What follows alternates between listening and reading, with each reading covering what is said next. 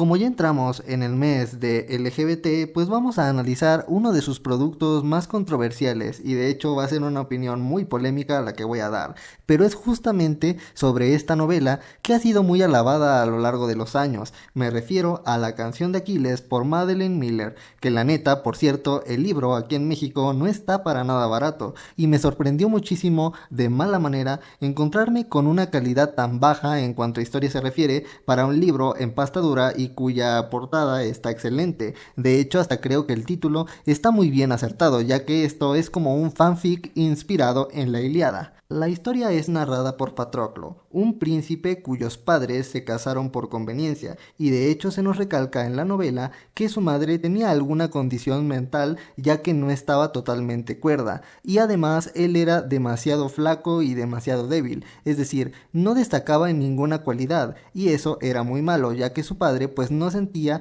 ningún tipo de afecto hacia él por sus mismas carencias o incluso sentía envidia de niños como Aquiles, por ejemplo, quien era un semidios y era bien sabido que su padre era humano y que su madre era una ninfa del mar llamada Tet. Y aquí viene uno de mis primeros problemas con la novela. Patroclo es alguien con el autoestima muy baja y de hecho esta es una cualidad o defecto, mejor dicho, que nunca se va a quitar o nunca se va a transformar a lo largo de la novela, aunque de hecho transcurren años y lo que sí evoluciona es su amistad con Aquiles. Sin embargo, vamos a ver ¿cómo es que Aquiles y Patroclo se conocen y se hacen amigos? Bueno, pues Patroclo, como está bien salado, en una de esas, un noble que vivía en el reino de su padre, pues intentó quitarle una especie de dados o canicas que él apreciaba mucho porque con eso jugaba y literalmente solamente porque Patroclo lo empujó, el vato cayó sobre una roca y se terminó desnucando. Lamentablemente Patroclo, como no es nada listo, pues él dice absolutamente la verdad y entonces, sin tener otro remedio y muy decepcionado, el padre de Patroclo, sin tener otra alternativa, decide mandarlo como exiliado a Eftia, reino del padre de Aquiles y futuro reino del mismo Aquiles. Por ende, es aquí donde lo conoce a profundidad, aunque en el primer capítulo de esta novela vimos que Patroclo vio brevemente a Aquiles participar en una carrera donde Aquiles fue el ganador y obviamente presumió sus dotes de corredor, vio su fuerza y su alegría, su vivacidad, y por un momento sintió envidia porque su padre incluso le dijo que así debería ser un verdadero hijo. Y es aquí cuando Patroclo empezó a desarrollar un ligero rechazo hacia Aquiles porque lo empezó a ver como alguien muy presumido, digámoslo así. Él quería ser un poquito como Aquiles porque tal vez así su padre lo quisiera más. Sin embargo, pues él no tenía esas cualidades físicas. Y bueno, aquí viene mi segundo problema con esta novela, el cual tiene que ver con cómo se desarrolló la amistad y posteriormente el romance entre Aquiles y Patroclo, ya que se me hace algo muy real y que de hecho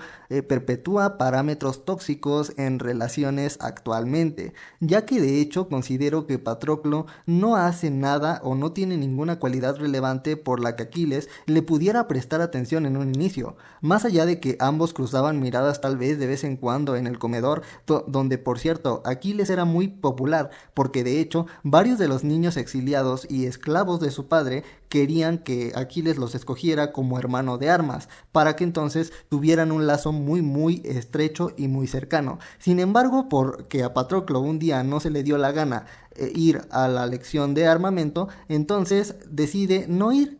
Y como estaba deprimido, Aquiles lo encuentra y le dice, oye, te van a azotar, tienes que buscar una coartada para que no te azoten. Y entonces Patroclo simplemente le dice, oye, pues di que estaba contigo. Y es así como Aquiles decide llevarlo a su clase de lira para que tengan una coartada y entonces no castiguen a Patroclo. Y es como, ajá, ¿pero por qué? Y es aquí cuando concuerdo con el padre de Aquiles, ya que yo también tengo la misma duda. ¿Por qué alguien como Aquiles escogería como compañero a alguien como Patroclo, a alguien que ni siquiera destacaba en el manejo de armas o en la lucha cuerpo a cuerpo? No entiendo. Y es que, por ejemplo, en la Ilíada, según por lo que tengo entendido, ambos son guerreros muy destacados y valerosos, a tal grado de que Patroclo y Aquiles en algunos momentos parecían gemelos. Era tanta su conexión, tanta su hermandad, que incluso los podían llegar a confundir, y es por desgracia esto que Patroclo morirá en la guerra de Troya a manos de Héctor, ya que Héctor pues lo confunde con Hércules. Para mí el comienzo de su relación es muy apresurado y solamente ocurre porque tiene que ser de esa manera, a pesar de que la escritora Madeline Miller pues escribe muy bien, literalmente sus páginas son poesía pura, pero más allá de las palabras escritas de forma espectacular, creo que deja mucho que desear en la relación de los personajes, por lo menos en esta etapa temprana, porque nunca nos queda claro por qué Aquiles se interesó realmente en Patroclo. ¿Es acaso que ya le gustaba a los 12 años o cómo está eso? No entiendo, dame alguna razón por la que Aquiles obviamente lo quiera. Sí, podemos asumir y entender que Patroclo era muy amable, y de hecho podemos también entender que con el paso del tiempo y los entrenamientos con Aquiles pues adquirió un cuerpo mucho más tonificado y una gran altura, que de hecho destacaba mucho su piel. Sin embargo, esto sirve para justificar más la cuestión hormonal adolescente de los dos personajes y además los inicios de su amor romántico. Sin embargo, el amor romántico no era algo que se destacara o que se dejara muy implícito en la Ilíada. Esas son conjeturas de los lectores, mas no es algo que se dejara claro. Más bien, su amor no era un amor romántico, sino era un amor de guerreros, era un amor ideal, un amor que trascendía incluso la hermandad. Y otra cosa que no me gustó del todo es que Patroclo a lo largo de la novela sobreidealiza muchísimo a Aquiles. Constantemente dice, es que es un dios, es que tiene sangre divina, es que se ve espectacular,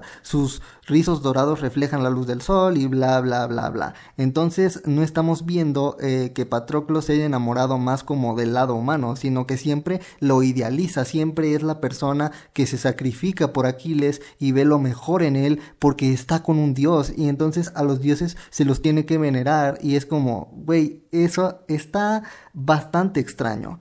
O sea, porque no ves como si fuera una relación 100% equitativa, sino que ves a un hombre intentando proteger a su ideal, a su crush, a su dios, a su divinidad. Y sí sé que hay mucho amor y muchas palabras tiernas en esta novela. Sin embargo, a mí nadie me quita de la cabeza que Patroclo lo está viendo de una forma súper idealizada y súper insana a Aquiles. Nada más les faltó poner más explícito que Patroclo le pidiera o le diera las gracias a Aquiles por haberse fijado en él. ¿Cómo es posible que un semidios, el semidios que va a ganar la gloria en la guerra de Troya, se haya fijado en Patroclo y lo ame con tanta intensidad si ese güey es todo un inútil? Ojo, tiene muy buen corazón, pero es un inútil, y básicamente Aquiles pudo ver lo valioso en la humanidad de Patroclo, pero es como, ajá, estás sobreidealizando a Aquiles, porque de hecho yo no veo que tenga muchos defectos Aquiles.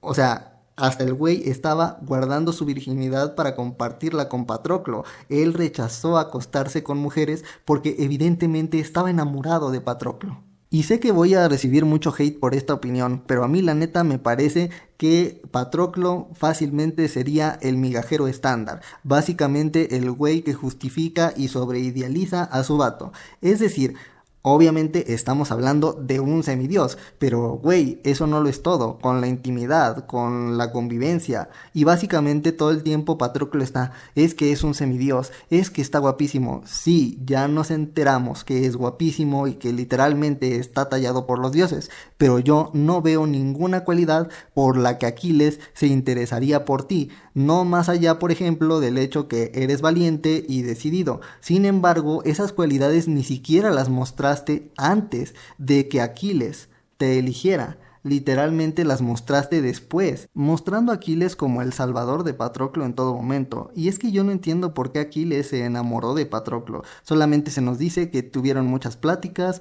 muchos juegos y mucha convivencia, pero no se nos muestra el por qué, que se vieron el uno en el otro. Evidentemente, sí nos enteramos que Patroclo vio toda la divinidad en Aquiles y toda la belleza que le heredó su madre ninfa, y de hecho toda la alegría que a Patroclo le faltaba.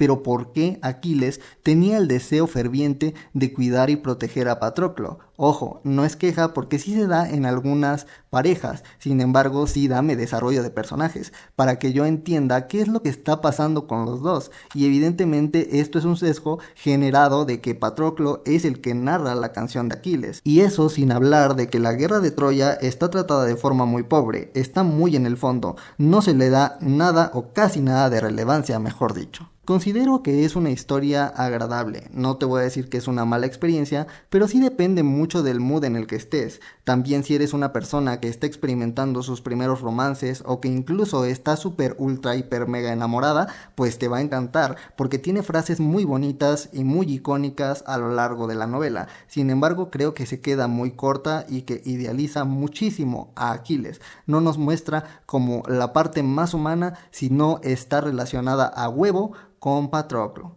lamentablemente. Esta novela me da un chingo de vibras a algo que yo llamo el síndrome del novio salvador, es decir, donde nuestro protagonista está en depresión total, tiene la autoestima muy baja y tiene otros problemas de autopercepción y de autocontrol y todo este show. Literalmente el vato, el protagonista, se cree una porquería y entonces llega un güey que es perfecto, alto, rubio y que tiene toda la voluntad de amarlo y de protegerlo y cuidarlo, y que curiosamente no tiene ningún defecto y es perfecto, casi casi como un dios, un semidios en este caso. Y es por eso que no me termina de gustar, porque replica esta conducta algo tóxica y algo trillada, pero probablemente si lo hubiera leído en la época en la que salió y en plena adolescencia, pues sí me hubiera sentido muy, ay, creo en el amor. Bueno, sin más que decir, hasta aquí el video de hoy, espero les haya gustado y si es así, por favor denle me gusta y cuéntenme en los comentarios. ¿A ustedes sí les gustó la canción de Aquiles? ¿Por qué sí y por qué no? Con respeto. Acuérdense, amigos, que la neta, pues estoy consciente